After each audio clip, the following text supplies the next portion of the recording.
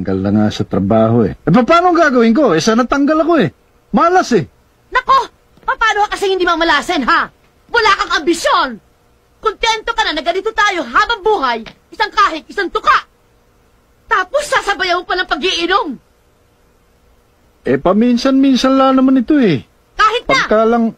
Ang isang katulad mo na tinanggal sa trabaho at kakarampot lang mga sweldo, walang karapatan ni minsan, kahit na minsan, ang mag-iinom. Panggastos mo nga sa sarili mo, kulang na.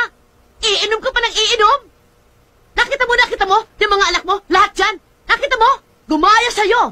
Walang kaambi-ambisyon.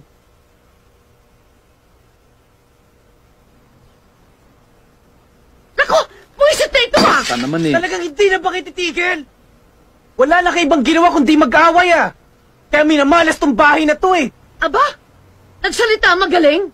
Oo, talagang magaling ako dahil kailanman hindi ako gagaya sa inyo. Walang nangyari sa mga buhay nyo. At ikaw, sa palagay mo ba, maaayos mo buhay mo? Ha? Ha? Gumagaya ka sa tatay mo na ang hilig musika. Musika ang gusto ipalamon sa kanyang pamilya. Ang ngayon, nasaan ang musika ha? Nasaan? Ginagaya mo ang tatay mo na walang pakinabang.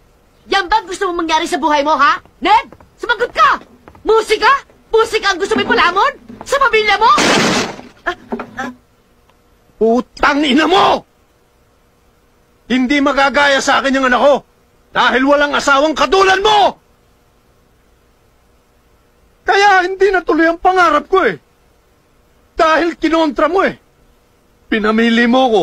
Kung yung pangarap ko, ikaw, natural, pipiliin kita, mahal kita eh. O ano nangyari sa akin ngayon? Isa akong walang kakwenta-kwentang tao. Walang pangarap, walang ambisyon, walang direksyon. Pero kahit ganito ako, kahit kailan di ako nagsisi, na nawala ang pangarap ko dahil pinili kita. Kasi mahal kita eh.